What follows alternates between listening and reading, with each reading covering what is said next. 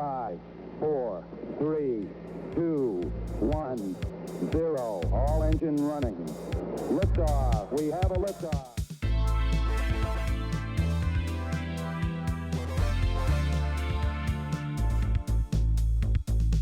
You're listening to Tabletop and Beyond with your host, Justin. But before we get started, how was your Geek Week? And co-hosts Dan and Jason. You have to be willing to let the dice help you tell the story. Okay, look, this year I'm going to stop mispronouncing words. Join us as we cover board games to war games and beyond.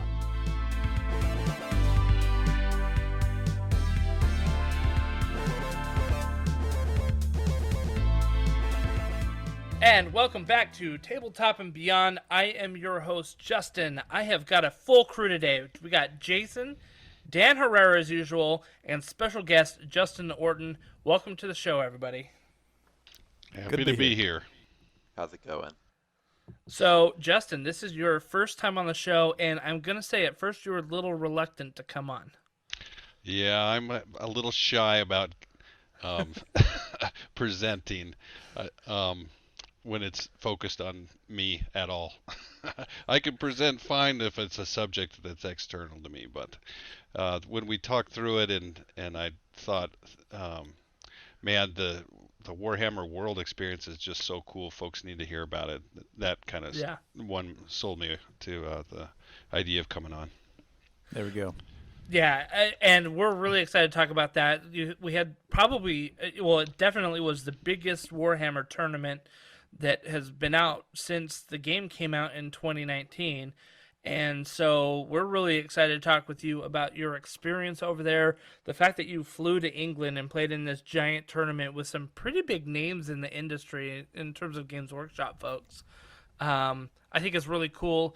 Dan's got some insights because I know he did live shows with the kind of the tournament, and we're trying to follow it from Best Coast Pairings from here.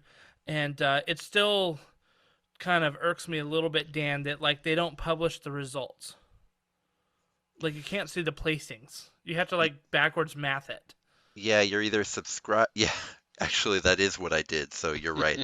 I was gonna say, well, if you're subscribed to Best Coast Pairings, they do. But no, you're right. They don't actually. It's just if you have BCP, you can go in there and do the deduction yourself. But they don't make it easy for you. It's true. Yeah. So anyway. We'll get to all of that, but as always, how is your hobby table? Jason, we'll kick it off with you. We'll just go down the line.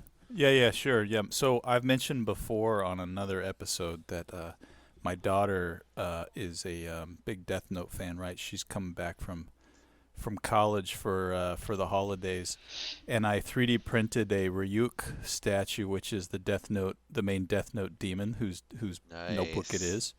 And I printed it at a size, and I put it inside of a snow globe with like a dark purple black glitter and like a foggy look. So she's that's going to be my home craft for her that she'll be. And I put a little what are those things called, like tea lights, little candle yep. tea lights. So you can turn it on like at night, and it kind of glows behind the silhouette of Ryuk. So. That I finished. That took a lot of my time this week, but I'm happy I got it ready to get under the tree for Christmas. That's very cool. I don't even want to begin. Like, did you have to fill it with like a medium, like so the glitter would float in it? Yeah. So you can do. There were two approaches, right? You can do water, then you put a little bit of glycerin, and the glycerin just kind of thickens the water a little bit, so that, which kind of sounds funny to say that, but it kind of like gives it a little bit more viscosity, if you will, so that the glitter just kind of slowly falls.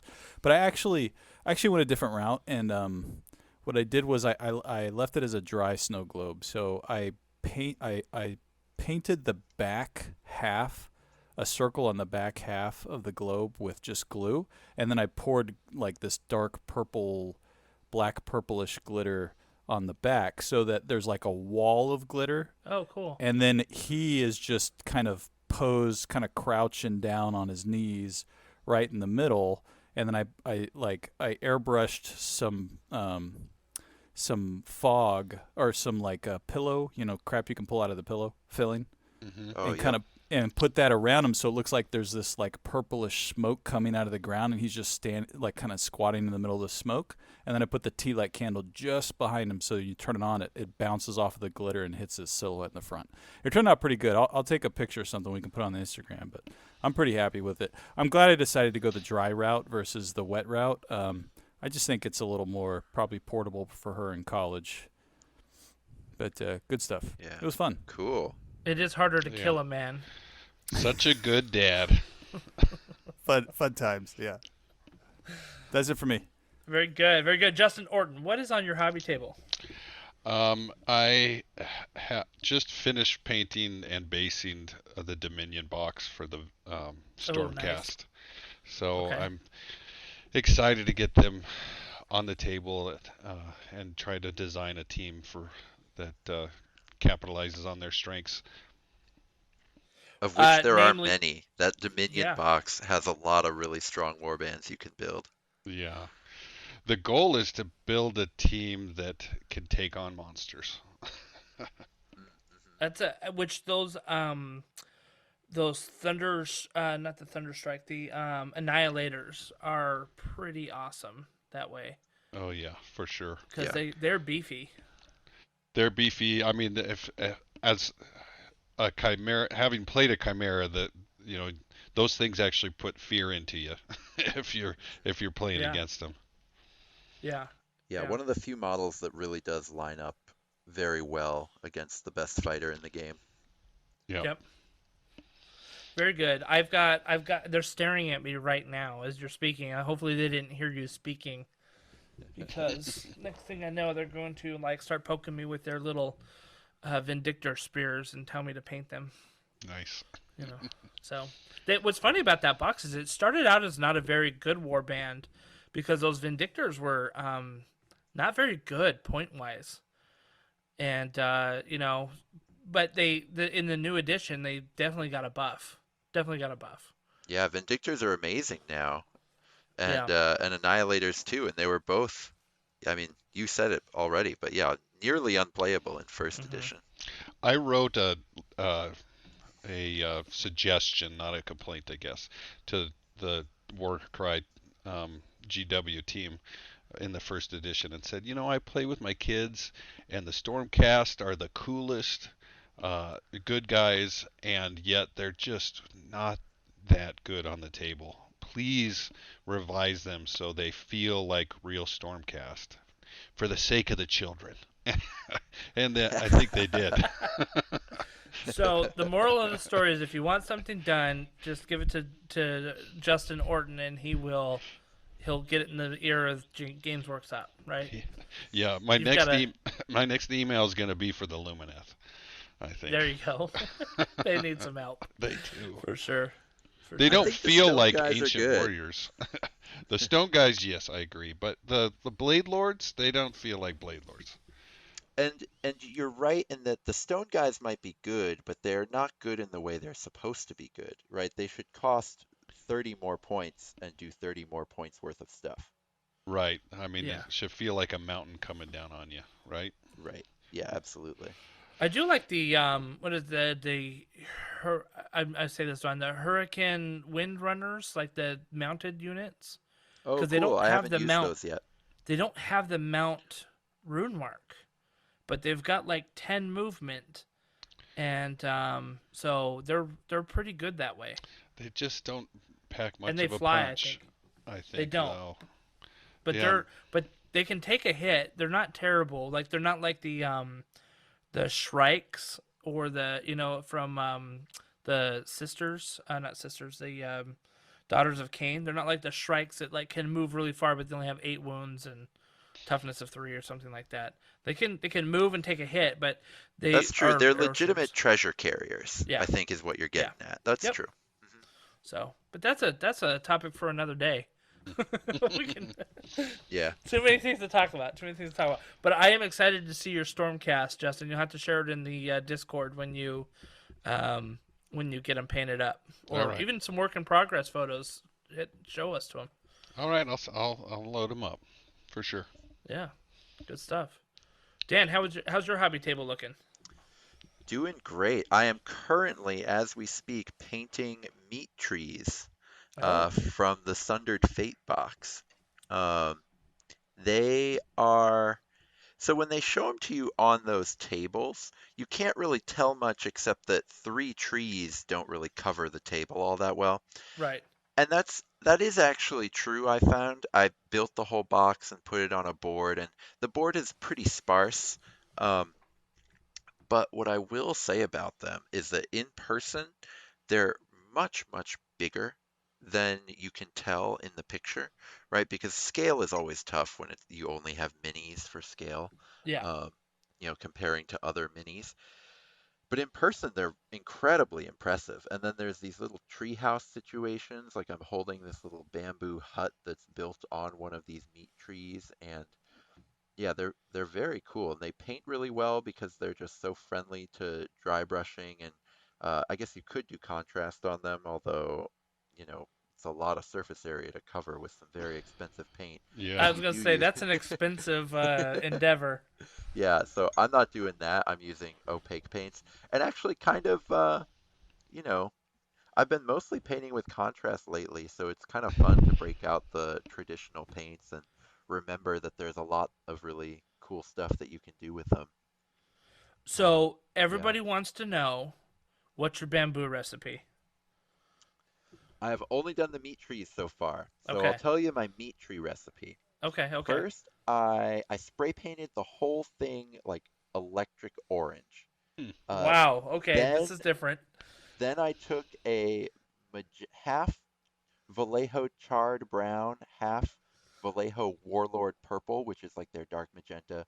Mix that up to get like kind of a maroon type of thing, Yeah. um, but very saturated, a little brownish maroon, and put some glazed medium, put that over everything so that the orange was still showing through right on the raised edges. Because with glazed medium, you can turn any opaque paint into essentially a contrast paint, right? Yeah. And then they work a little different than contrast paints, but that's not worth getting into here. And then I just dry brushed this kind of brownish green pastel color that I did from mixing a bunch of paints. Dry brushed that over it, and then did another lighter dry brush up by the tops, and then glazed that green again so that they kind of transition from this very meaty, like orange and magenta, which are skin colors, right? This kind of very fleshy, dark fleshy tone into a more greenish hue on the branches. So I'm really happy with how it's coming out, and Very don't cool. know how I'll do the claws, but yeah, I did liking it them so like a far. bone color, Oh, sure. Okay. so it looked like bones kind of growing out of the trees a little bit. You know what I mean? Yeah, yeah. A, So a little insider knowledge on the trees themselves. I talked to Phil Kelly, one of the Warcry creators at Warhammer World, and I asked him why aren't the trees um, involved in the rules as far as you have them with claws and you're painting them with blood and they're supposed to be these things that attack you, and he said they strongly considered making the trees interactive in that way that they would lash out at soldiers, but uh, they didn't want to disincentivize folks from getting up and playing on the bridges because they mm. felt like that was so thematic. That's a great decision. Yeah. you know what they could have done is put some twist cards in there that would have made them um, like meat eaters or something like that. Like Where the if you ended your activation within a certain range that you had to roll a dice. We've played several twists like that recently. Like I got caught in a lightning storm my last game, and I had several guys die to lightning strikes. That's awesome. And yeah, and I mean you could do something with the trees where it's like not every game, but hey, we got the twist this time, and it's fun to do. Like they've Or one thing awakened. with the Yeah, yeah, one thing with the meat eater twist is you could have it if someone gets taken down within 3 inches of them, something crazy happens. Because that would be like they're eating the meat of the fallen soldier, oh right? yeah, They're like yeah. Oh, that's a scavenging good it. idea. I And that all way it wouldn't punish you for walking up to them, right? It would only punish you for dying near them. Right. I also thought, and that it would be fun if you roll a die like for fall damage, and on a 1 or a 2 they lash out at you and they knock you 6 inches away. Oh, interesting. Oh yeah. So you kind of fly away, and maybe like a D6 damage, and you go like D6 inches away or something like that. That'd be Yeah. kind of cool. Yeah. So I think that there could have been some really cool twists with the terrain, but I think I echo what you said, Dan. Like not having them be the like perennial, damage dealers was a good choice. Yeah, I think his words is they wanted that Indiana Jones moment fighting on those bridges, and where you can cut the bridges down and just have these epic moments. Yeah. Nice. That'd be cool. Very cool. Let's see. For my hobby table, I was able to sit down. I had a holiday party on Monday that ended at 2, and I was like, "There's no way I'm going back to the office." And we had a Warcry night starting at like 5 or 5:30. So I just went to the shop and I started really painting my Rotmeyer Creed because it's just been something I needed to do. So I spent some time and got most of their green cloaks done, and I'm super happy with that, and just had a great time painting at the hobby shop while some other people were playing board games around me. They kept looking at me like I was a super weirdo, and I kept looking at them like, mind your own business, I'm painting here. You know? You're inspiring people. Yeah, exactly. So, but yeah, no, it was pretty good. I enjoyed painting the cloaks and having a good time and listening to like Iron Maiden while I was doing it. So, good times. They are a Good times. cool looking warband too. They are. I mean, I think that they've got a good balance of detail on the models. You know what I mean? Because if you look at it, it seems like they're very detailed. But when you come down to it, they really have cloak, skin, and bamboo. Like, that's really, like, I mean, a couple of them have some pouches. A couple of them have blow dart guns. But that's still like another reed or bamboo or something. And if you can come up with a decent kind of bamboo recipe, like, they're actually not that hard to paint, and they still look really good. So they're deceptively detailed, in my opinion. Yeah, it saves you a lot of time switching paints when there's just a few schemes. Mm-hmm. Exactly. So, yeah, well, it sounds like we have our hands full. I've got the new box coming in myself, Dan. I had ordered it from a friend, and he had it ready, and I missed his message for like 2 weeks. And I'm like, dude, where's my box? He's like, I've been waiting for you to pay me. I'm like, oh, whoops. Here's my money, So, Yeah. so, but once I got that figured out, like, it should be here in a day or so. So I'm excited about that. I just need to build the terrain. And I was telling Justin before the show that in classic Monopoly fashion, I found out yesterday that it's kind of like bank error in your favor. You received 40 extra hours of leave that you need to take before the end of the year. So I said, oh, well, that's pretty awesome. So as of like midday on Monday, I'm done for the rest of the year. Nice. That's awesome. That's a lot of painting. Yeah. I would wonder if I would tell my wife. And Oh, dude, the problem is where am I gonna go? I should go into work and just go to the game store. Yeah, you're gonna go paint and exactly. Right. Because I'll be honest, I did make the mistake of telling her I was so excited about it, and she's like, oh, that means that we've got so much time for stuff, and I'm like, no, dang it. Oh yeah, exactly. Yeah. And she's like, we should go somewhere. I'm like, I am not going anywhere. No way. So we'll see how much painting I get done. The plan is to get a lot because I have a lot to do. But I'm excited about that. All right, cool. Well, it sounds like we've all got some good stuff on the hobby table. Let's talk about Chaos Legionnaires. So the last couple shows we did Rotmeyer Creed, Horns of Hashut, and now we're doing Chaos Legionnaires. All three of these warbands sort of came out at the same time, so I think it's fair to kind of do a comparison with them. They're really the first warbands that came out in 2.0, and really within like a month of the drop of 2.0, the first month. So they're kind of an indication, in my opinion, of warbands to come, especially like the bespoke ones, and we'll kind of see how they do. But let's talk about Chaos Legionnaires. So first off, let's talk about the aesthetic of them. Dan, I don't think that you were the biggest fan of the aesthetic of these Chaos Legionnaires, if I'm not mistaken. I did, in fact, make an entire video making fun of them. It's true. I don't hate them, but they're not my fave. And I know a lot of people who really love them, so I don't want to spend time bad mouthing them here because I know a lot of folks. This is like their absolute jam. Well, I think your issue, and I think that this is a fair critique. I really do. I think your issue, if I'm not mistaken, is you felt like they're over designed.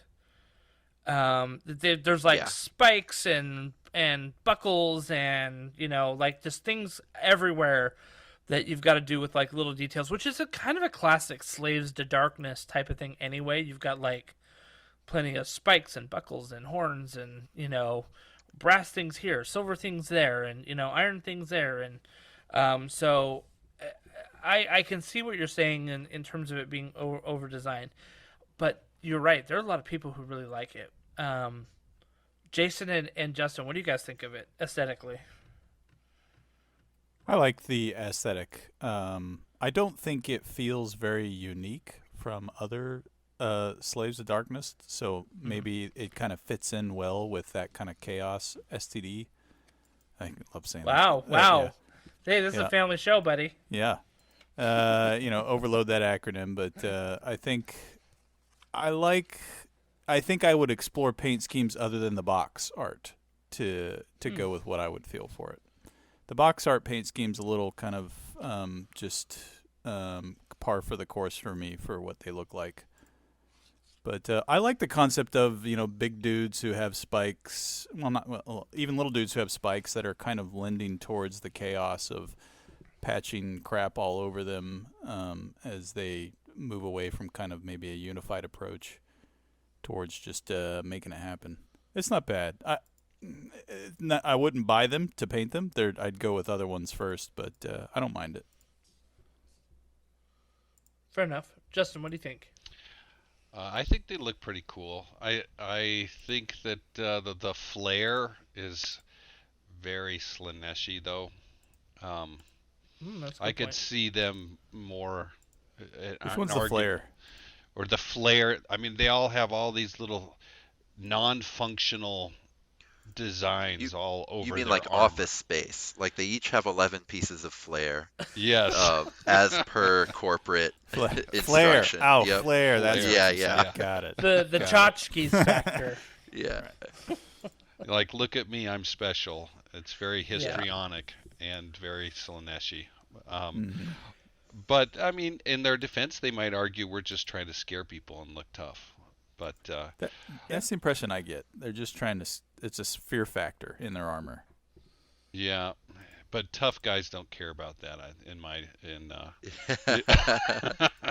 You looked at Conan the Barbarian. He doesn't wear any of this stuff.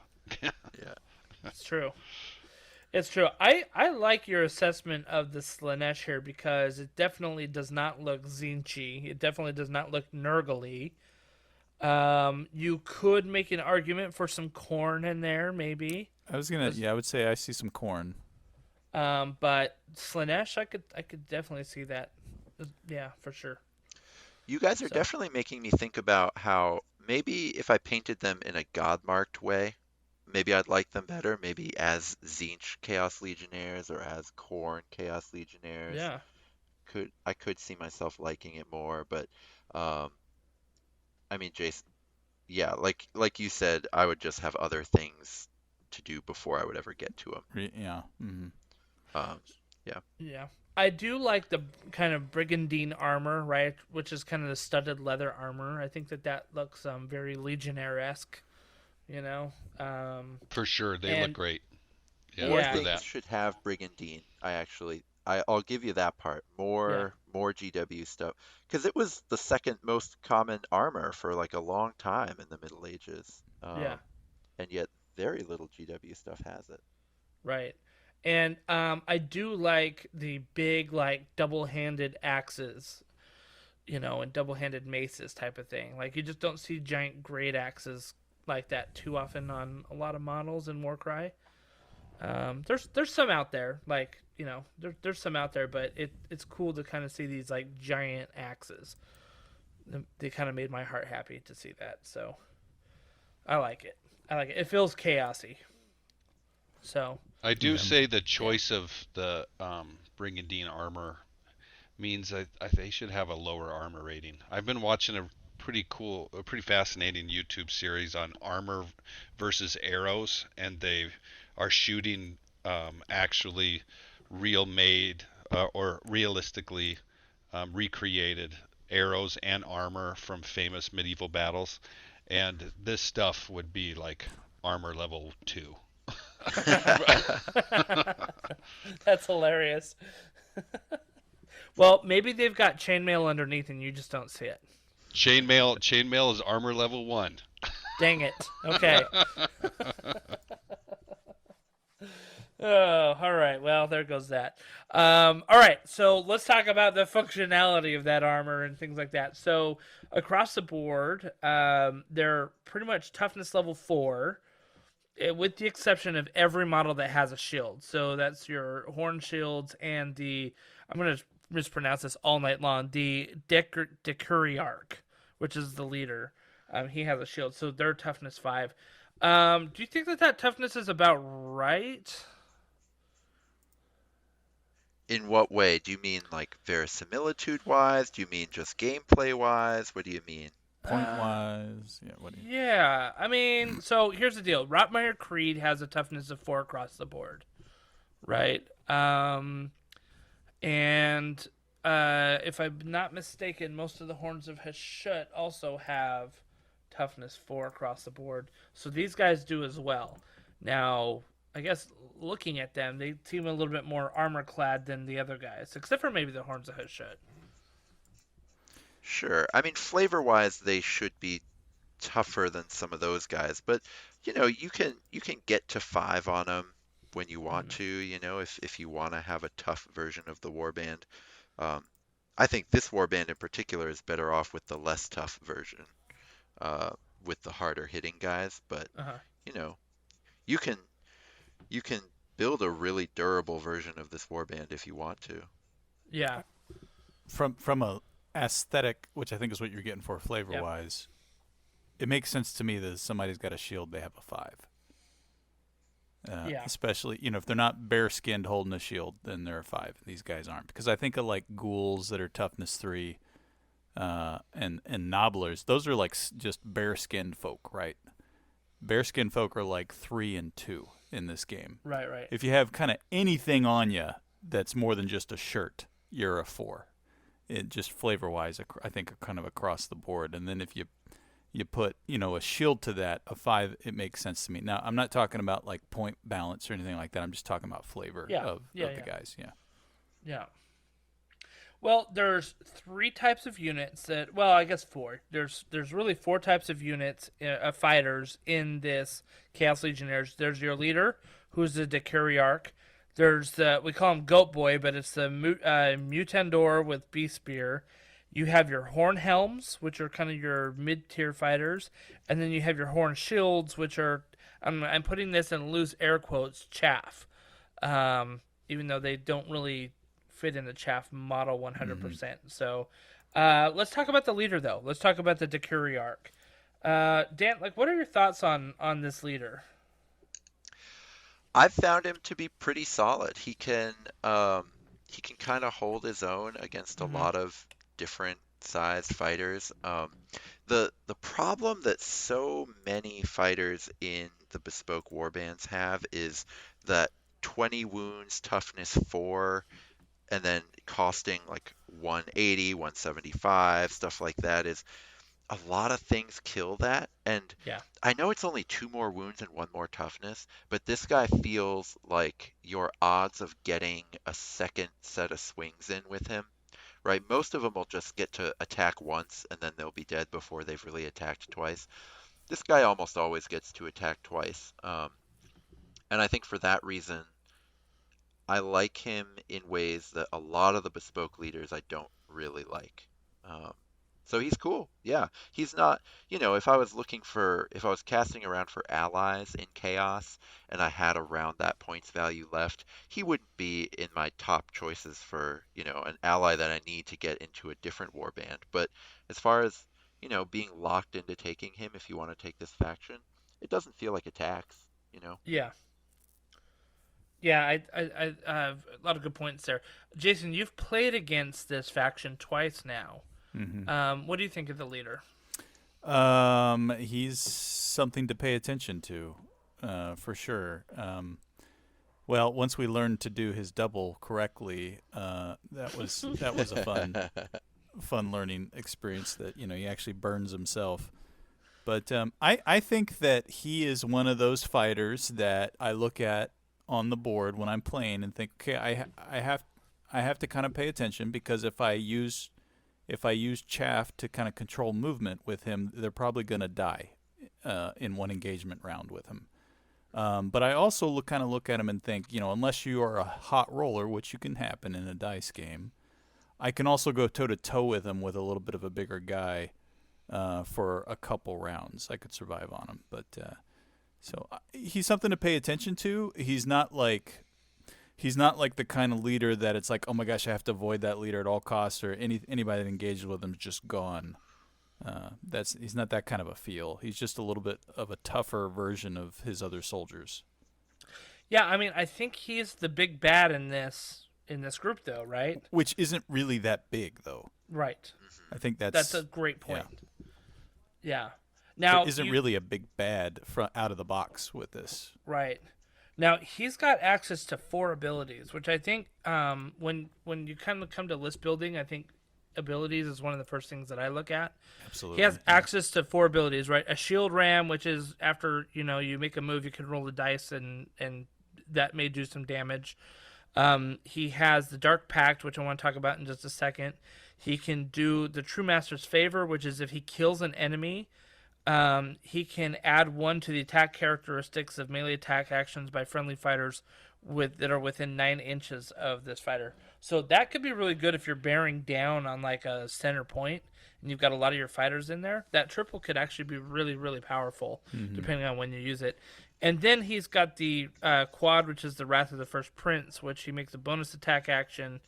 And then what's interesting about this is the number of hits that are scored by that attack action. You take half the value of the ability. So if I roll a 6, for example, I can take 3 normal hits that would have scored a normal hit and turn them to crits.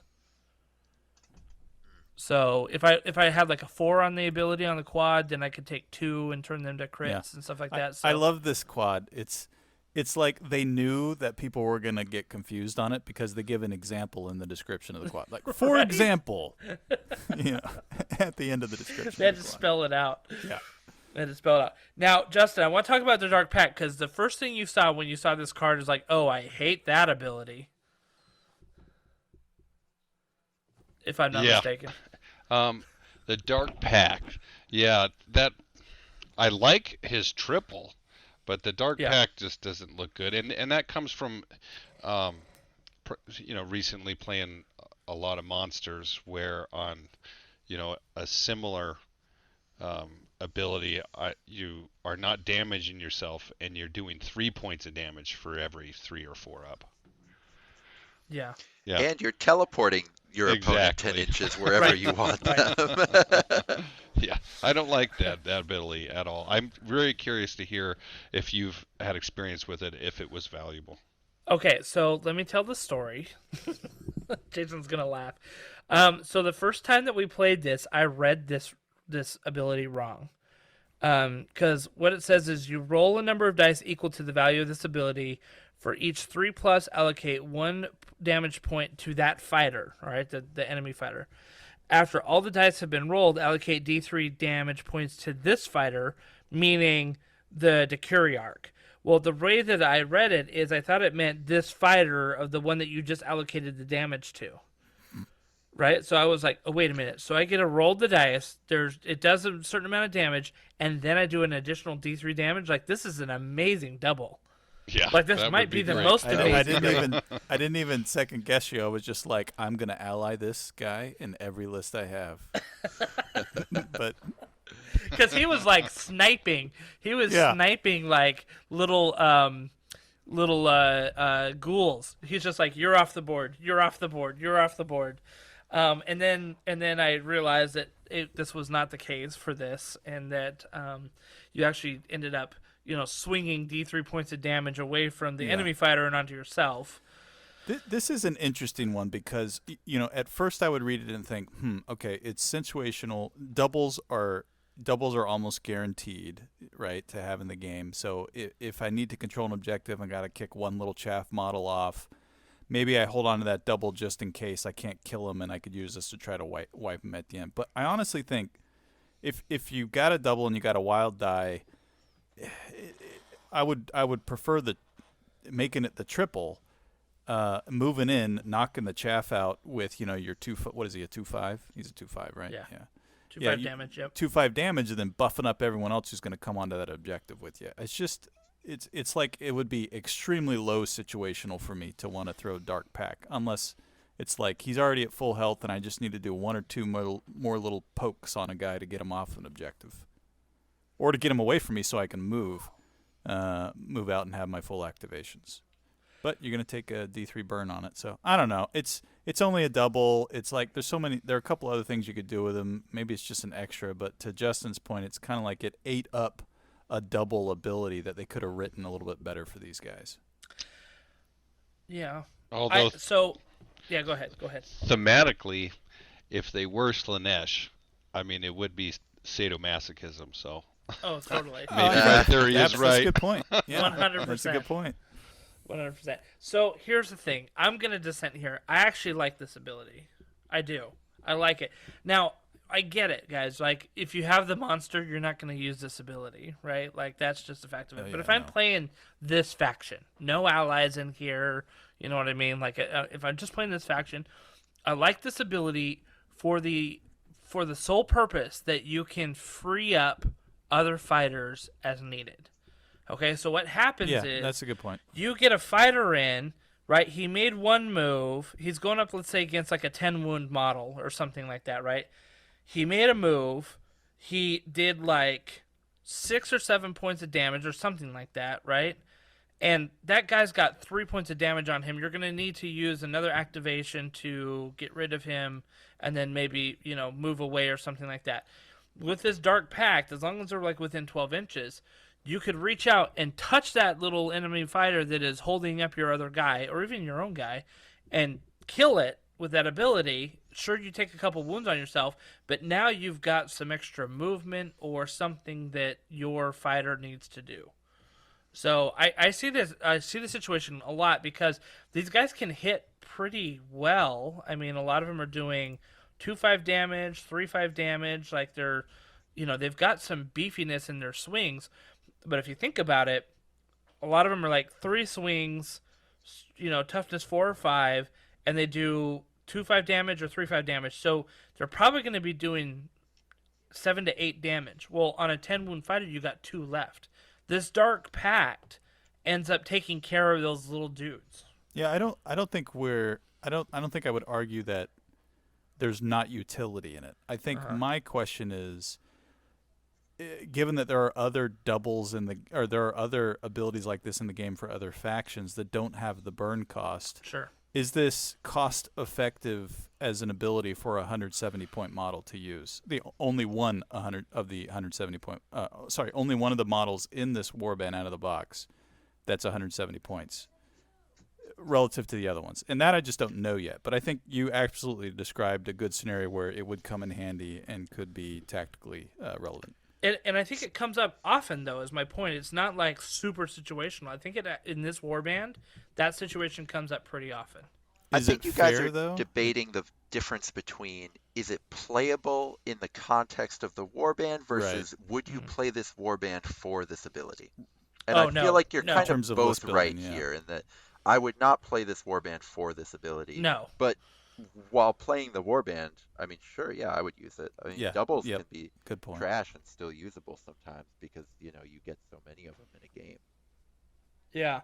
No, Dan, that's a great point right there. I'm not being like, oh my gosh, that Dark Pact is so good. I gotta play the Chaos Legionnaires. That's not it at all. But I'm saying if you're playing this, if you're like, I love these models, I want to play this warband, I'm playing against a Rotmire Creed or a Horns of Hushut, for example. The ability to kind of get rid of some of that chaff and get your guys moving, I think is super important with this warband. So would that ability based, if you were building a list off of wanting to free your movements of your guys, would you ally this guy in just for that and the triple? I He's would only for the 170 triple. points, right? I would for the triple. The Yeah, triple's he's only 170 potentially points. really great. And I mean, Yeah, look, I think so, the too. double's kind of a bonus. It's double's gravy on that point. Like if you absolutely need it, you could totally use a double. But so if you're bringing it for the triple, I mean, the double's a nice parting gift, I guess. It is interesting. I mean, I know when I build lists, I look at doubles all the time. That's like my main pusher, and typically, just because my brain can't think about too many things tactically, I think about only one major unit I have who I'm going to spend most of my triples on. I said that's the guy that my triples are going to be for. And the doubles, I look across the warband. Otherwise, I just can't balance. All right, well, if I got a triple, now I got to decide if I want this guy to use it or that guy to use it or that guy. I just pick one. So I think this brings up a point. I'm just going to talk about this with the army or the Sure. warband overall, and then we can kind of move on to like the mid-tier fighters, which are the horn helms. Oh, we need to talk about Goat Boy too. But anyway, I think the army as a whole, they have movement 4 across the board, but I struggled to get these guys in place that I didn't struggle with the Rotmire Creed, who has the same movement. Like, these guys just didn't seem to get to where I needed them to be nearly as much as the other two warbands. So I walked away from our games on Monday saying, what ally can I bring in that would help them with their movement? Because I think that's what they really need. And were you saying that specifically about the leader or about all of them together? All of them Oh, together. interesting. Yeah. Yeah, I think so. And I think that segues us into Goat Boy here because Goat Boy for me would be the first fighter I would cut. But, that 5-inch move, that 2-inch range, he's in there for a reason, right? To be your treasure grabber, your treasure carrier hunter, the guy who runs across the board. I don't think he does that job well enough. But when you're just running this warband right out of the box, it is nice to have that one fighter who moves 5 inches and stabs 2 inches away. Having that 7-inch threat range is nice to have, even though he'd be the first person I would cut. So the joke that we have with this, Dan, is that I have played 4 games with this faction. I have yet to roll an attack dice for him. Like, he just dies. Like, I don't know what it is, but maybe he looks super threatening, or I don't know. But like, I'm playing against Jason, who is obviously a veteran Warcry player, and then I'm playing against a new guy who is learning the game.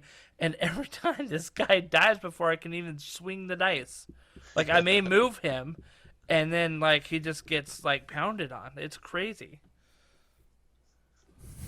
It's hilarious. Yeah, I don't really know. I think that a lot of that might just be kind of luck of the draw, but it does seem like it. Yeah. It's just hilarious because I'm just like, well, and I told Jason after the first game last Monday night, I was like, so yeah, this guy didn't even swing, and he's like, oh yeah, really? That's hilarious. And sure enough, the game that we played, the very next one, like, he killed it like the first round before he even got to do anything, and I'm like, well, didn't even get a roll for him again, So. I mean, pound for pound, he is your least durable fighter, I think, but not like embarrassingly so. Funny. Yeah, I mean, he's got the same amount of wounds as the horn helms, right? Which is at 18. He's got the same toughness as them, But because he has that one extra movement and he's got a strength of 5, he's 145 points instead of 120. And I'm just not sure that that's worth the extra 25 points. And he does less damage too. Yeah. Well, Just a tiny bit. depending I on mean, how it's you really build out. close. Yeah, depending on how you build out. Well, no, you're right. He does do less damage. Yeah, he does. So it's that one additional inch reach. and his ability is nothing to write home about. I mean, it's very situational. You have to make 2 movements, and then once you do that, you can with a triple, you can basically make a bonus attack action. So sure, it's kind of nice that you can kind of get him across the board and then also at least take 1 swing with that, but I don't know that that's worth a triple. I think I would have made that a double. I will. So if I don't shout JJ out here, I will get grief about it. I did lose 2 Goat Boy in a game of Bloodmarked, Really? where my opponent, his name's JJ, great buddy of mine. We were playing Bloodmarked. He got a rampage into my leader. I killed the thing that was rampaging into me with my leader and started retreating out of there. And Goat Boy, using his epic threat range, his only positive threat range in the whole warband, was able to get to me. I was down to 2 life, and Goat Boy was able to get to me, roll 3 dice, and rolled a 5. Oh. So, All right. yeah, so Goat Boy did win a game for my opponent, but in general, we've been pretty down on Goat Boy. We've been giving him a lot of grief. Yeah. Yeah. So you've got basically your chief in the Dakuri arc. You've got Goat Boy, who is I would say your elite fighter. And then we move into the Horn Helms, which are kind of a cheaper version of elite fighter. They're 120 points. Toughness 4, 18 wounds, movement 4. They've got 2 builds here. There's an axe build and a mace build. Justin, looking at the cards, if you were to choose one or the other, how would you build these? Both have similar movement and defense and health. Mm-hmm. Yep. But the one has the strength 5. Yeah, the axe. Yep. Yeah. And one. At only he's 5 got more 6. points. Yeah. Definitely, I would go with the higher strength. Yeah. Yeah. They both have the same attack characteristics at 3, right? Mm-hmm. So the axe has a strength of 5. The mace is a strength of 4. Now the base damage on the mace is a 3. Crit is 5 versus the axe is the base damage 2. Crit 6. I like them both. I think these are, I was saying before, of what are the reasons you would take this warband. These 2 fighters, I think, are the reasons you take this warband. Mm-hmm. It just how the math works out. The mace does more damage against toughness 3, and the axe does more damage against 4 and 5, and then they do the same against toughness 6.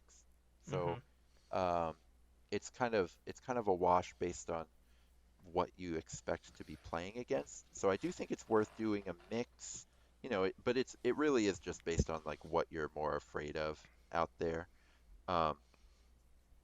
Personally, I think the mace looks cooler, but that's my only thing there. But what are we more afraid of?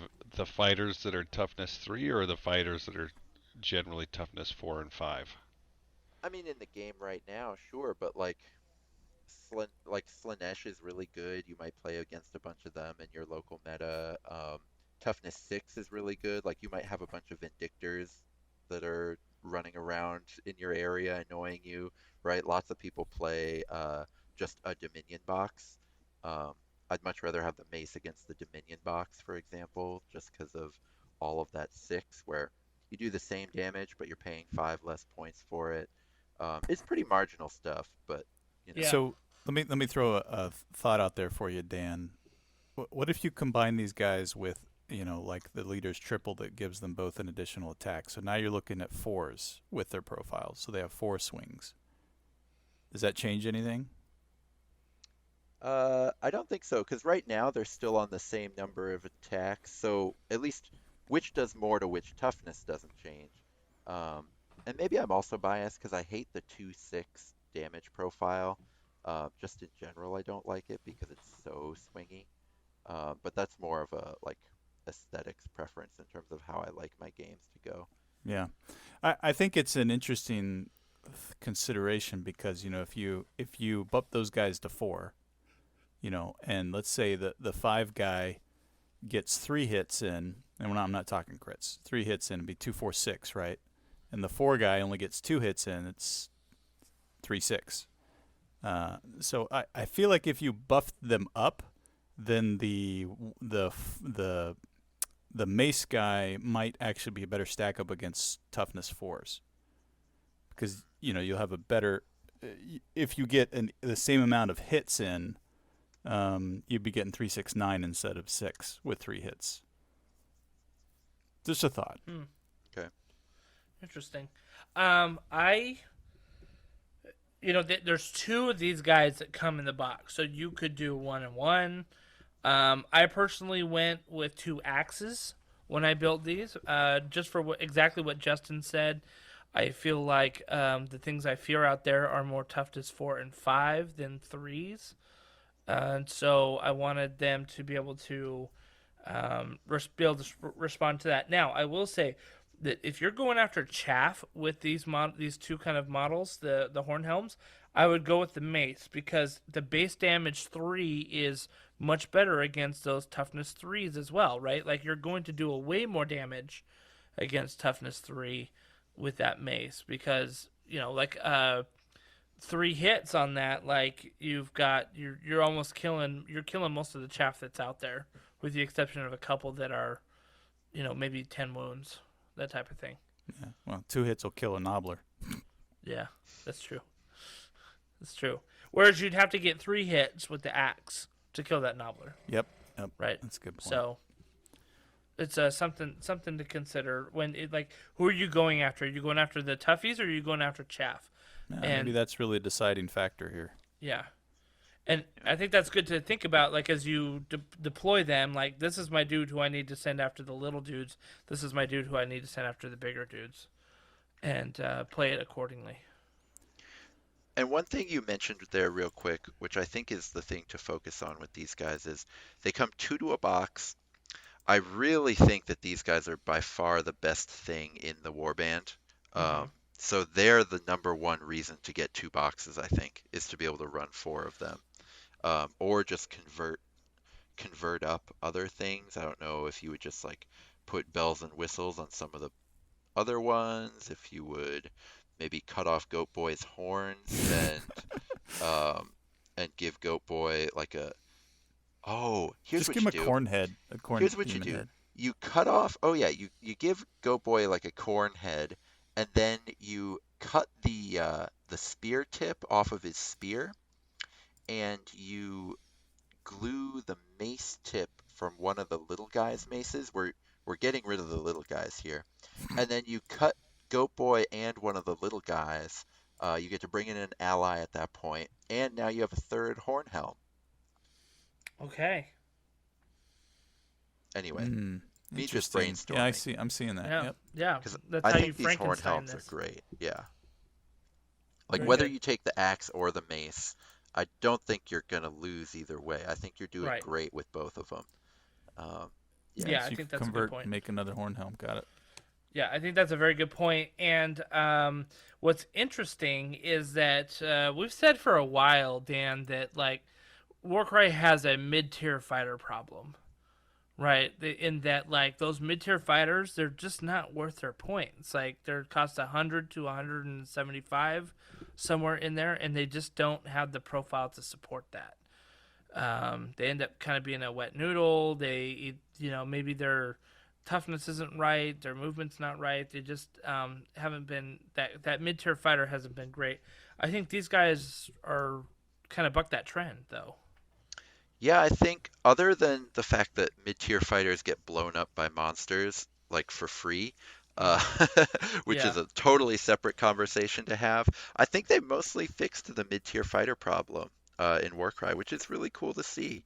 Uh, and a lot of tournament organizers are moving towards not having monsters, which I think is kind of a shame, but it is what it is. And in those cases, mid-tier fighters become, the bee's knees again.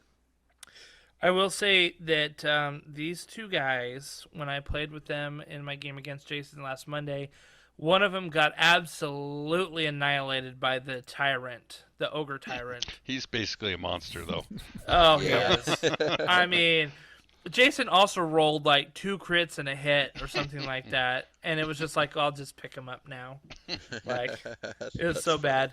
And then the other one took a huge blow from The Gut Lord. the Gut Lord, which is also a monster unto Yes. himself. He's got a For 5'10" sure. profile. Yeah. Ugh. Crazy. Jeez. Yeah, he's a So- great monster hunter. Yes. Yep. Yes, he is. And Jason did a good job of just annihilating my guys with him. So, that was fun. It's a tough stack up. Yeah. Yeah. Yeah. But he took a beating and forced him to have to attack twice. So that was kind of a win. Hey, Yeah. I know we're talking Legionnaires, but Jason, in 7 seconds or less, what are your thoughts on ogres this edition? Because, well, I just wanna hear your thoughts. I went into that game. I just said I've been playing Flesh Eaters a lot this edition, and I said I just want to do something else. So I said I'm gonna put together a list where I can actually cram a tyrant monster in. I call it a tyrant monster, right? Because they are freaking 315 Right. points. That's, Yeah, they're crazy. So I tweaked it. I brought a tyrant monster. I brought a tyrant. I brought a gut lord. I brought a what's the leader of the lead belcher? Thunderfist. Yeah, right. Thunderfist. Uh-huh. So 3 big dudes and then 4 nobblers, and that's all I could fit in the list. It was like 985 or something like that. And the match we played, that tyrant and that gut lord, oh man, they Scary. they were scary. And I'll tell you what was the most scary is because those guys hit so hard that they can kill. They have a good probability of killing something on their turn. And the ogres have a double for leaders that says if you kill something, you can make a bonus move or a bonus attack. Yeah. So you can throw the gut lord or the tyrant engaged with 2 units. If you know you're going to kill one, you're going to be able to knock down another one and potentially kill 2 in one turn. And I did that Nice. multiple times. That's a significant Yeah. double for those It big is. heavy hitters. That makes them, compete for monsters at that point because they've got almost a guaranteed 3 activations around, and they're back to back. Yep. And the fact that he had a tyrant and a gut lord on 2 different sides of the board, it's not like I could avoid Yeah. both of them. I will say, Yeah. and last thing I'll say, nobblers are exactly what I always say the chaff are for, right? They're for controlling movement of the opponent. But the Thunderfist, I was very underwhelmed with. Yes. They super nerfed the shooters in ogres, and I felt it when I was playing it. I'd rather take a direwolf or something, I think. I honestly think I would split that guy and either find an ally in destruction or just split them up and get more units on the board for more activations. Those Yetis and the Gorgers are really good still. though, I too. love Yetis, and Yeah. that bounce ability of Yetis is so useful in terms of tactics. Or right in the middle, just be able to jump 6 inches. Yeah. Yeah. Second best So ability good. in the game. Agreed. It's amazing. But that's my quick thought Yeah. on ogres. Need to get some more time on the field with them. I think they're very good. It's just a different build than what it was on 1.0. Very different build. So this is a question for Dan, but actually for any of you. Does anybody aware of a mid-tier warband placing strongly in a tournament in 2.0? Vindictor Tribal. There was a Kansas City tournament. And so, we're talking about, do we even count Stormcast as mid-tier, right? Or mid-size? But yeah, they held a tournament in Utah just a little bit ago, a couple weekends ago, where Stormcast beat all the monsters there. Whether it was a Stormcast list that had mostly Annihilators, or there was another list that ended up winning that beat both a War Hydra and one of the Chaos, or no, a Dankhold Troggoth, like kind of soupy destruction list. Huh. And I think Stormcast in general, if you're willing to call them mid-tier, I think Stormcast are really, really good. Yeah, they're mid-tier elite. Yeah, Yeah. right, right. They're Yeah.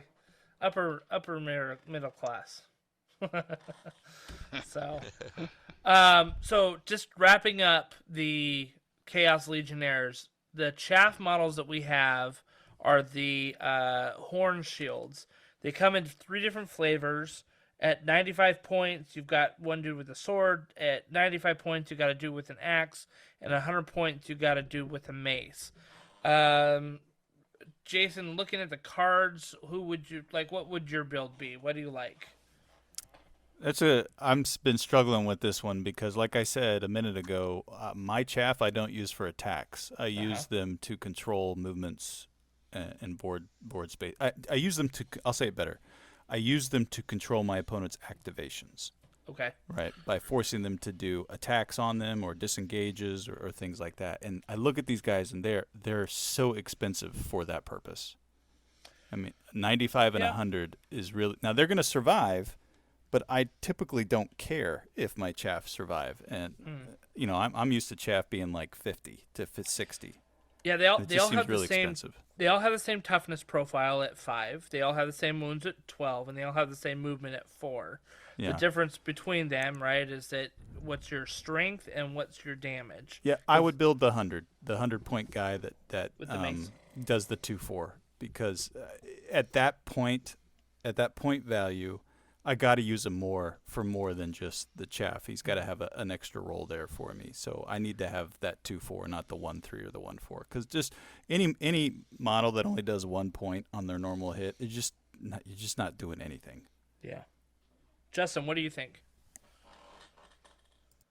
Well, in the world of GUR, defense 5 on your cheaper models is pretty valuable, but they're still not exactly cheap. Mm-hmm. Yeah, and they don't really put out a lot of damage. I would overlook these guys. But if I had to take them, you wouldn't. Yeah, if you had to take them. If I had to take them, I mean that all 3 of them are useful if you're fighting a monster, in my opinion. Yeah. Oh, well, how so? I'm curious. How so?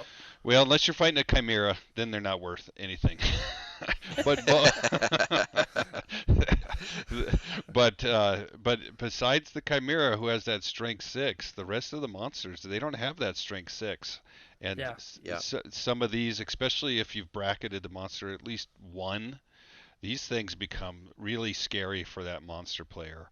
And that's the world that we live in right now for this season. And I'm happy we have monsters for a season. But I don't expect them to be in future seasons. But in the world of monsters, these guys are valuable, I think. That's a good point. I didn't think about them in aspect of monsters because they'll lock up a monster base and they'll potentially survive and keep it stuck. Is that what you're talking about, Justin? Yeah, they'll keep it stuck and they'll burn its activations, and then the opposing player's potential monster or tyrant or whatever its big thing will be able to capitalize on that and come in and use its attacks on the monster. That's so a good point. That's the same reason why the Nurgle lists can be helpful against monsters too, because they're resilient. So they're like mini monster hunter support units. Yeah. There's Iron Breakers. I think they have a 5. Some of the dwarves are really good against that. Yeah. But defense becomes really important when you're fighting most monsters, and except for the Chimera, then you got to be defense 6 and have a lot of wounds. Yeah. Well, I think to what you just said, it's worth separating out fighting chimeras versus fighting other monsters. I think a lot of the uproar around monsters is because the chimera is legitimately too good, but other monsters I don't think are too good. I think other monsters are reasonable to play against. You just have to kind of have a plan and bring fighters that can, execute your plan against them. And yeah, that's a great shout that these are pretty interesting against non-chimera monsters. They kind of look like they're designed to fight monsters too, right? I mean, who's scared of a spike on your shoulder except for the monster that's going to try to take a bite out of you?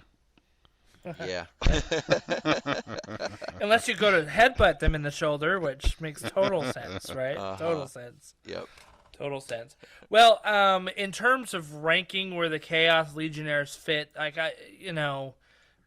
warbands out there, I think they're solid middle tier. I don't know that they definitely aren't like an A tier list here. Is there an ally that you would like to bring into these to like bump them up to that next tier though? I mean, how much time you got, right? I know, right? Yeah, I mean, I kind of Is there like one that the stands out? idea Yeah. of kicking out the the various cheap guys and Goat Boy, making a third of the kind of 120 point, 125 point guys. And then you just see how much points you have left. I think at Yeah. that point you'd have room either for a monster or for two pretty elite kind of. I'd want something fast, Uh you huh. know. I don't think I'd want to spring for, let's say, like an enlightened aviarch. I don't think I'd want to pay that kind of points for that, but like a Slangor Slakehorn or a Varengard. I know Varengards are the same points cost as Aviarchs, but just kind of spitballing. Something fast, though. They need a Yeah. fast friend. I think they do. One thing that we didn't talk about is their reaction, which is basically that if when an enemy model comes within 3 inches of your guy, you can make a use your reaction to have one of your friendly models make a bonus move, and that bonus move has to finish within 1 inch of that other model that enemy model that just came within you. I tried to use that quite a bit with my horn shields, right? Because their attacks weren't fantastic, but to be able to get the horn helms into position to where they could actually do some damage, I thought was decent. So you asked me a while ago, Dan, like if I actually used reactions very often. I felt like with this warband, I was trying to use the reactions a little bit more just to get that bonus movement out of them. You know, so yeah, but I agree. I think in terms of allies, like they need something that's gonna move, because like I said at the very beginning, I just felt like these guys just were never in the position that I really wanted them to be in, and that's probably the most damning thing for me. Like I love the aesthetic of them, and I want to play them, but I just didn't feel like they were getting to where they wanted to be. And I know what So you mean about how sometimes two fighters with the same move, one will just feel like it's getting to where it goes better. Like, yeah, I've been playing Annihilators a lot, and they're only move three, but they just feel like they're getting where they need to go. And I think yeah, it's just because they have so much gravity on the board, right? They're just so scary yeah, that they project this bubble that, your opponent is terrified to come within 4 inches of them. And when you're playing 3 inch move things that don't have that bubble of do not enter, then all of a sudden it's like they're even slower, right? Because they yeah. aren't scaring your opponent as much. Yeah, totally, totally. Or you play like a protector, for example, that's got a 3 inch threat like weapon range, Yeah, right? And it moves 3 inches. Like that feels like it can move to where it needs to be, even though it's much slower than it actually is. right. So, yeah, definitely. Well, thank you guys for your insights on the Chaos Legionnaires. We hope you, our listeners, got something out of it. If you like the models, I would say buy them. But if you're looking for a competitive warband, this warband's going to need some help. Straight out of the box, it's not going to be the most competitive. Looking out there, I think that this would be a very, very fun narrative warband to play, though. I think they'd be a lot of fun narrative. I I Now, think one there's cool thing.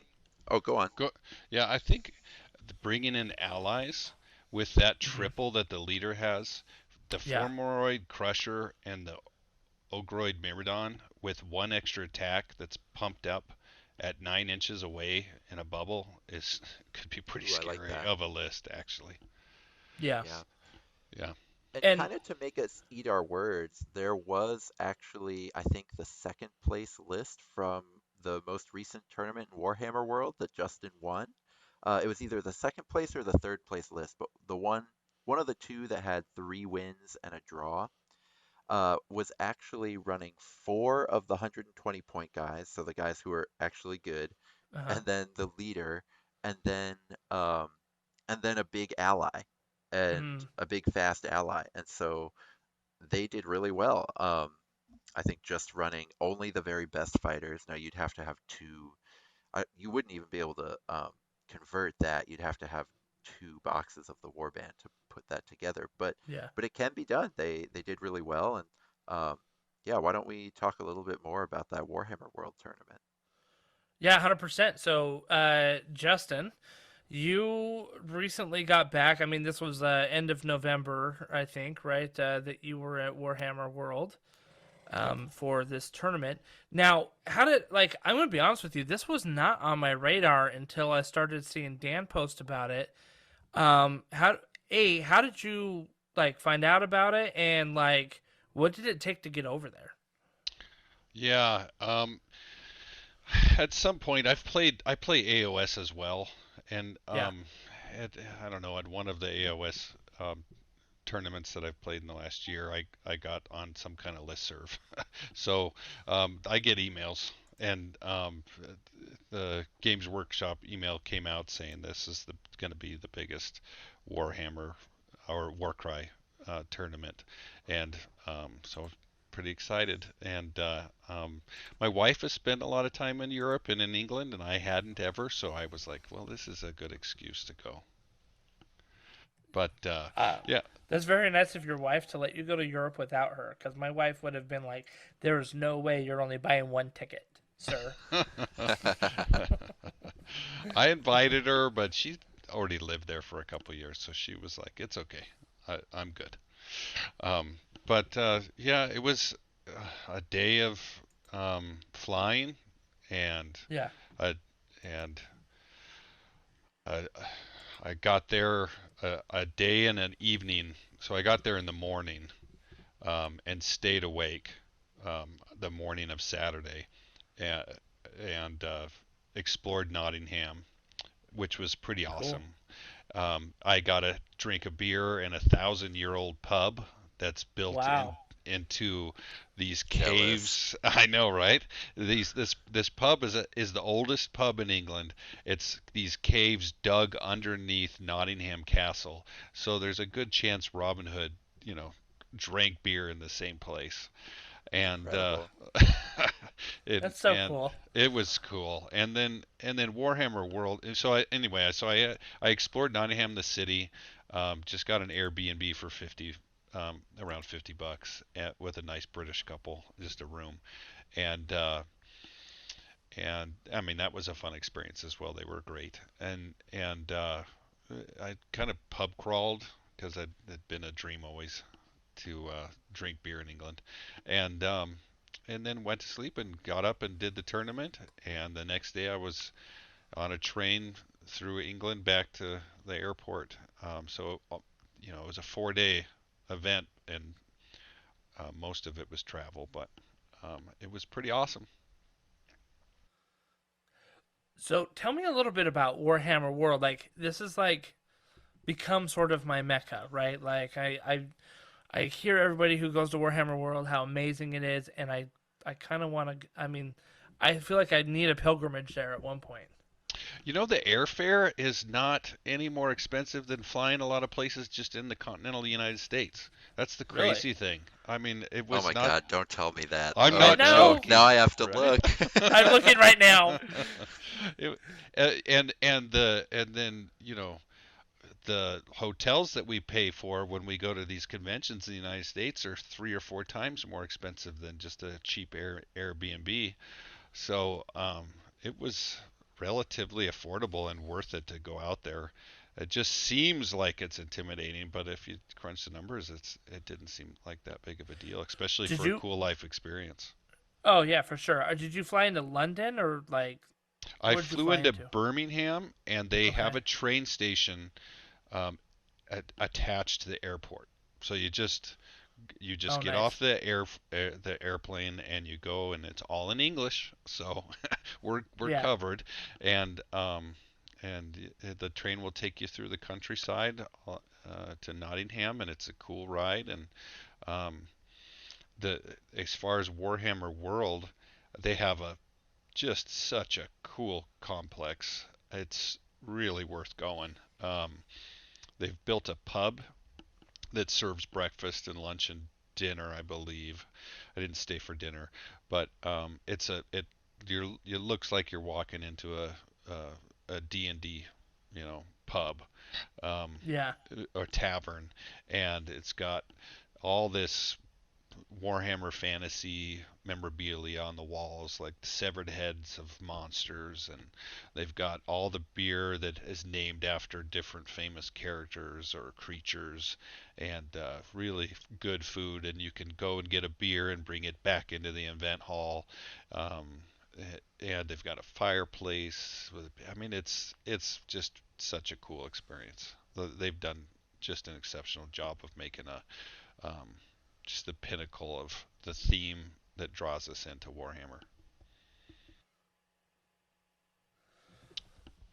Wow. Yeah, that's just, you painted a really good picture of it, by the way. I felt like I was there and I can't wait to go sometime. Warhammer Fest, I don't think I can actually go, but man, I wish I could. So, Go ahead. yeah, go ahead. No, go ahead.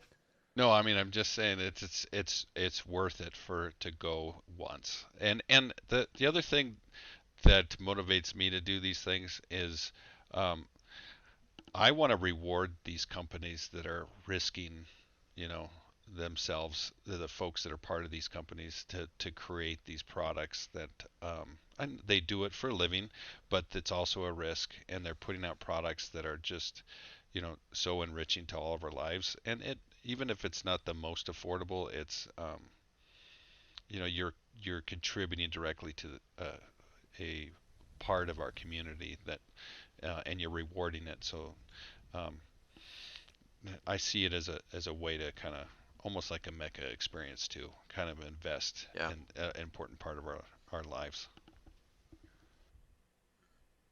Yeah, that's an important point because right, it's not just about take.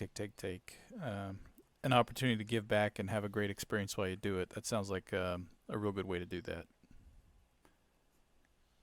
Yeah, think, definitely. getting And go ahead. I did get a chance to talk to Phil Kelly while I was out there, and he's I think he leads the Warhammer fantasy / Age of Sigmar lore stuff, and he's tied into Warcry design and development as well. And he was playing in the tournament. He actually got first place because he got lots of points for favorite game. Oh, cheater. I think he got 4 favorite game votes. He played 4 games and got 4 favorite game votes. Yeah. Just Oh my god. mind blowing. He deserves it because he was not just there as the designer, but he had his own specially modded, beautiful, kind of Native American themed. What are the skeleton guys? The Bone The Reapers. Bone Reapers, right? Yeah, Yeah. they were awesome. He had a whole backstory. He talked on and was just thrilled with all the lore, and he just had such a heart for the lore and of Age of Sigmar and of Warcry, and he talked at length about how he was just really enthused with Warcry and wanted to pour a lot more into it. So great experience. Sounds like we need to get him on the podcast, Jason. It certainly does. And we have a connection now, right? Yeah, maybe. Yeah. He Yeah, there you go. he did ask me for some input on some suggestions as far as Warcry and Did he balance ask and about us? design, and I plugged you both. I plugged Oh, Hans, look at you. Salty Sea, and your podcast, and Warren's group of guys, the Dayton Warcry Yeah. Club. I said, Yep. you need to watch these folks and listen to them, because anything that I've gotten, it really has been gleaned from most of your guys' musings. Now it's Well, time to Phil Kelly, go if you're contribute, listening, give us a call.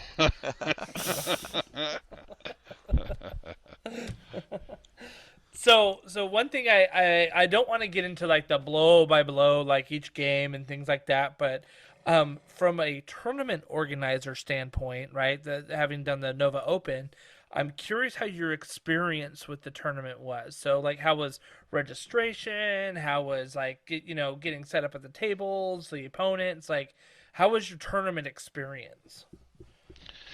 Well, they used Best Coast pairings, which is great. Uh-huh. Um, the so the registration was relatively easy.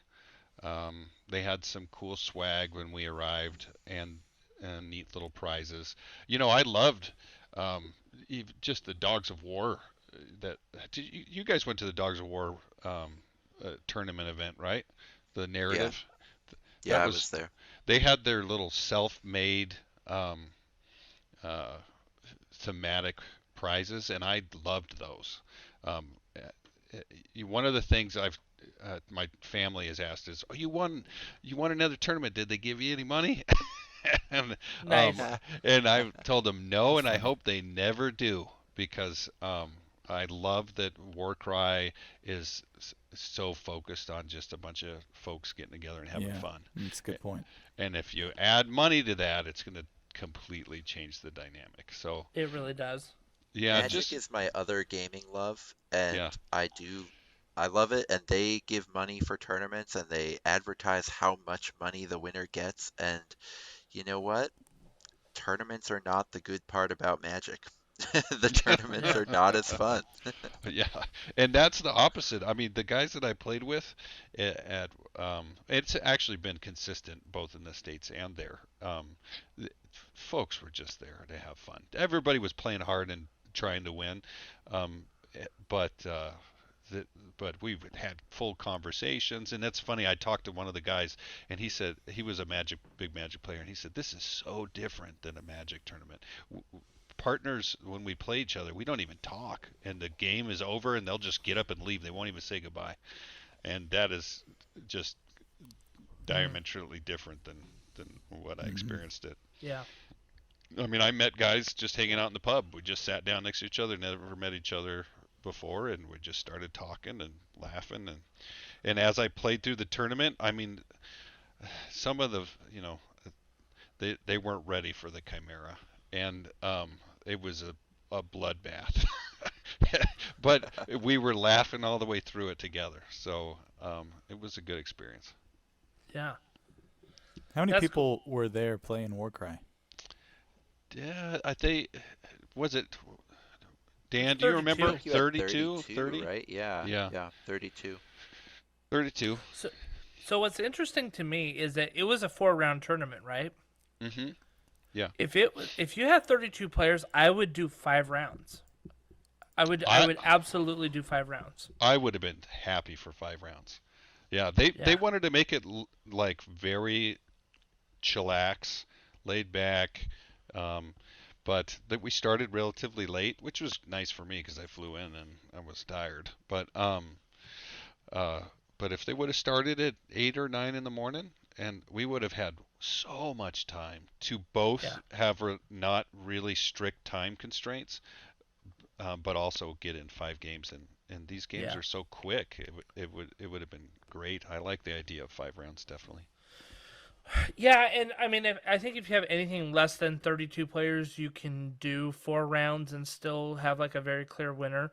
The problem is that you could have two 4-in-1 players, and the deciding factor has to go to like something like kill points or strength of schedule or something like that. Which I hate to see a tournament that's that big end on kill points. You know what I mean? Or models killed or something like that. I would rather them like, even if you did 4 rounds for everybody and then one championship match that everybody could kind of grab a drink and watch the two players play, like I still would rather do that. I like the idea One of a day, championship yeah, round. That would be really fun if folks could grab a drink and sit around and cheer on the last game, kind of like a little Super Bowl. Yeah. I think it'd be cool. Yeah, definitely. Because with 4 rounds, 32 players, you're going to have two 4-in-1 players. unless there's a draw in there somewhere. We So sort of had that at the finals of Nova because Justin and I didn't get started with our finals until everybody was about that's right. halfway through their round. Yep. So by at least our fourth round, I think we had, a solid 10, 12 people watching. That was Yeah, that really was a lot of fun. fun too. It was a It lot of was. fun. Like, Yeah. being like, "Oh my gosh, why is he moving that guy there?" Oh, okay, that makes sense. You know? So yeah, that's pretty good. So overall, you would say that like your opponents were it sounded like that they were high quality opponents that you played. Um, what did you think about the kind of English meta versus the American meta? Well, I mean, this is anecdotal because I only played with a few Yep. people, but well, and I hung out with some folks too. Um, and actually, two of the folks that I played with weren't from England. They had come in and for the tournament. They were from Denmark or the Netherlands. I forget one of those northern places. Denmark, I think it was. Um, but I thought it was very similar. There was a number of war bands that were just really well either modded and or painted, and I've seen that Yeah. at our tournaments here in the states. Folks were really friendly and outgoing, and we were all chatting away. It was a very similar spirit, in my opinion. That's cool. Did you see any like significant differences in lists that you would have thought of? Like, so for example, I did a recent podcast in our Talking Warhammer segment last week, and Phil Kelly, who's from the UK, won the Age of Sigmar U.S. Open, like well one of the brackets anyway, and he came to the United States with a Slaves to Darkness list that is not played in the American meta at all. And in fact, he went up against Scooter Walters, who's a friend of the show, and had to play him twice because Scooter hadn't lost, and it was kind of a double elimination tournament. And after the first game, Scooter said to Phil, "I have never seen this list ever played before, and I'm trying to figure it out." So it's interesting how different parts of the world may have different metas. Did you feel like there was anything significantly different than what you've seen in the States, or for the most part, like are folks figuring out interesting combinations and different models, but nothing too surprising from what you saw? I've noticed at the tournaments here and here in the states as well as at England at this point.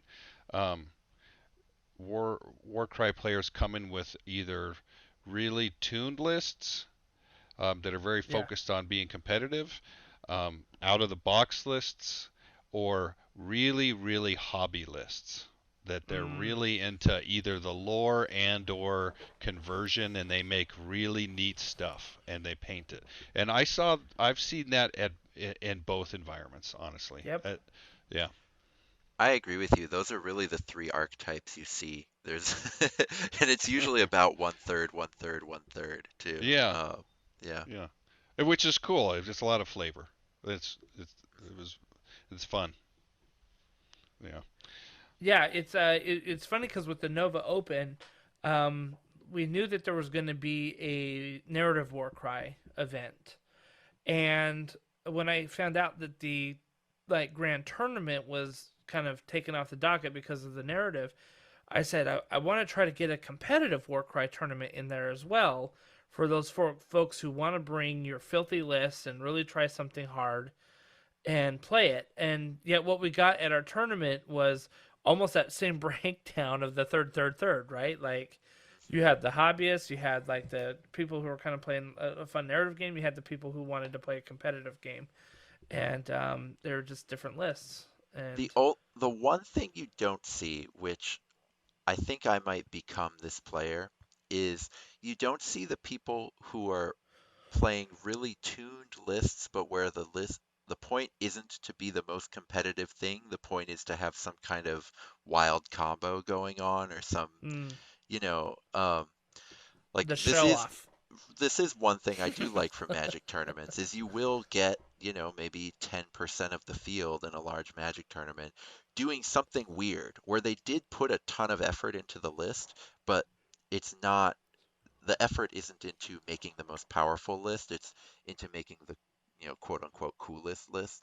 Uh, and I feel And like we catching people by surprise, right? yeah, like, but mechanically cool. Yep. And I Yeah. feel like you don't see that all that much at Warcry tournaments, but I hope you do more. And one thing I wanted to talk about was Justin, your opponent in the finals.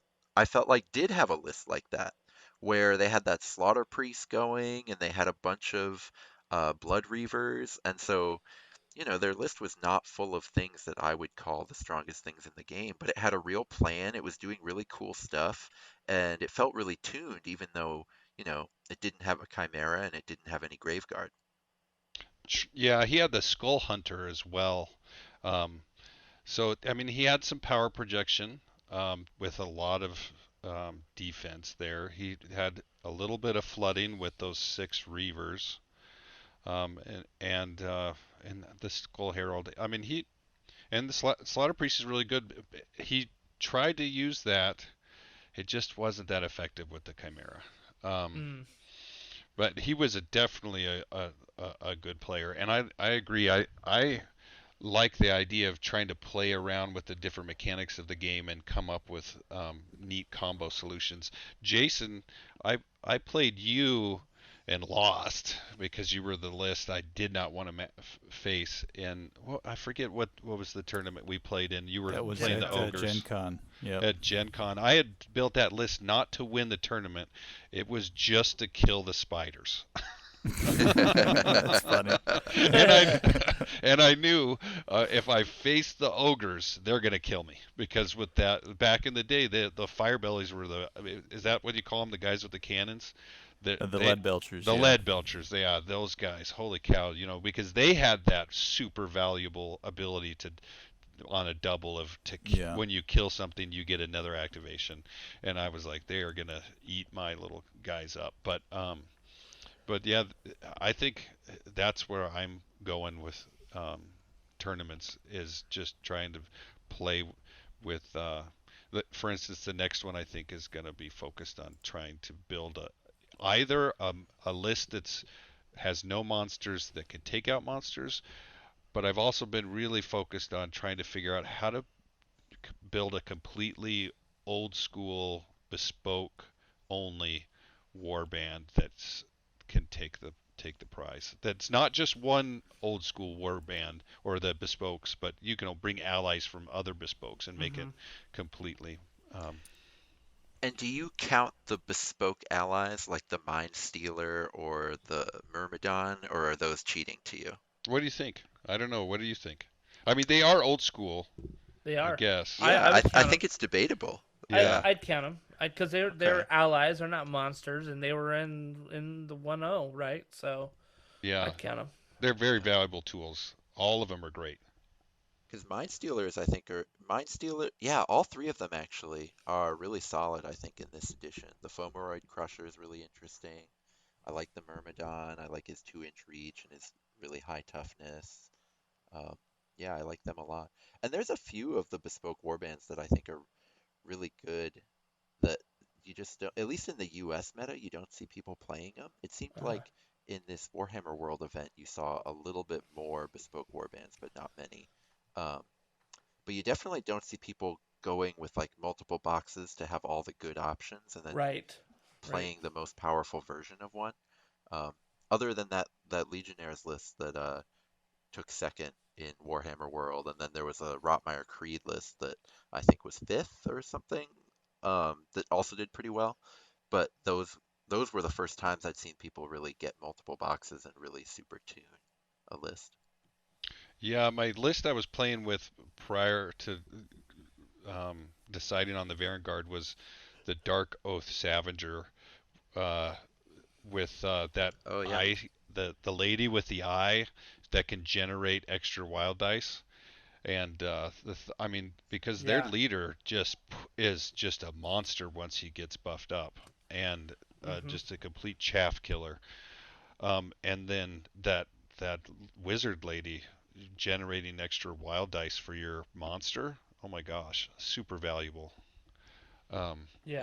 But ultimately, I just went in testing. I couldn't, if I wanted to keep the warband list low, and I couldn't take out other monsters because of the activation and sequencing issue. But the Varigard, and this is a guy that I don't think you put on your monster hunting list, but he is so valuable to zoom in because he's got a defense of 6 or 7. I mean, it's really high. I forget right now, but it's 6. He's on the it's Rampage 6. list, but he's not on the other 2 lists. Yeah. And he's got his double that does 3 extra attacks. Attack dice. So he can zoom into any monster besides a Chimera. He's got defense 6, so they're not going to take him out.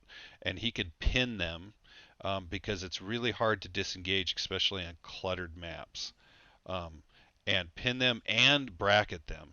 And so if the Mind Stealer doesn't get that quad, because that's ultimately the most powerful, is the Mind Stealer gets the quad and freezes the monster, and your monster just goes over there and eats them. Or if you don't get the quad, then your secondary is that Vanguard, who is just the epitome of a knight riding out to fight the dragon, in my opinion. Oh, that's cool. Yeah. Yeah. Yeah, very cool. Well, it sounds like it was an awesome once in a lifetime event. Do you plan to go back? Well, I'm in the Army, and Let me answer that for you. Yes, and we're going with you. All right, let's do it. How about this, guys? So I'm in the Army, and it's our PCS, where you have to change every 3-year season. I haven't been told where I'm going, but there's a good chance it's Europe. So if we do land in Europe, you guys are invited. We could you can come to our place, and then we'll take a train out there or go through the tunnel. Yeah. Oh, I forgot about the channel. Oh Yeah. man, I would like to do that. That'd be good. That'd be amazing. So yeah, I after hearing your experience, I totally want to go, and and I would love to build it around something like a tournament too, not just like hey, I'm going to stop in and visit and see what's going on. You know, finding an event and being like, let's go to that event. Well, it sounds like it'd be cheaper than going to LVO. Oh yeah, totally. It is. I mean, the hotels at LVO are just ridiculous. Exactly. We should get a group of us and just go with the intent of taking all the top slots. Oh, that would be hilarious. America versus England. Nice. If you're listening, Phil, we're coming for you. Yeah, right. we are. And we're bringing our tabletop and beyond dice. That's right. Jason, by the way, we have these new tabletop and beyond diets. We're going to start up a Patreon for our listeners here in the new year, and we got some custom dice from Baron of Dice, and they're these tabletop and beyond. Jason's been testing them out. Let's just say he rolls crits pretty often. Yeah. Oh, okay. Geez, I watched Dan's video on dice. Yeah. You got the square ones. Oh, right. Then they're squared away. Right. Yep. Yeah. So no, it was really funny. I was playing my first game the other night, and I told you the twist was the Azurite Lightning Storm, and basically it said that if your model is not under, like, its base is not fully under a platform, you have to roll 2d6, and on a 10 plus, you get struck by lightning basically. Oof. And take 2d6 damage. Wow. Which is a lot of damage, okay? And if you're on a platform, you add +1 for every inch above the ground you are. So if you're like on a 6-inch platform, we're playing on Red Harvest terrain, right? So if you're like 6 inches up there, that's like a +6. Well, needless to say, we were not climbing on terrain that game, and even still, like, I kept rolling, boom, 10. I'd roll the damage, 9 damage. You know, on my little, my horn helms here, you know, or the horn shields. They only have 12 wounds, and the freaking lightning's, taking them out, Oh, and Goatman died by lightning, of course, so without swinging. You know? The He's curse got of those Goat Boy. long horns. It's just conducting. Exactly. Yeah. Just attuned to the Lightning lightning. there. So Lightning rod. yeah. So the funny thing is I'm like, I'm not even rolling with my tabletop and beyond dice. I'm like, so it was good times. Very good times. Well, Justin, thank you so much for coming on the show. This is a great conversation to have with you. Really enjoyed it. Yeah, and I want to. You mentioned your Patreon. I just put out to the listeners. As I said with Games Workshop, I mean, me personally, I just get so much from both your podcast and Dan at the Salty Sea and the Dayton Warcry Club. And I really encourage folks to support these content creators because really, you know it if you've been listening, they really add to our lives and to our hobby. I appreciate you saying Just a that. plug Thank for you. you. Yeah, man. Thanks for saying Appreciate it. so. Yeah. That's great. Well, thank you everybody for listening to the show. Our question to you tonight is, are we right?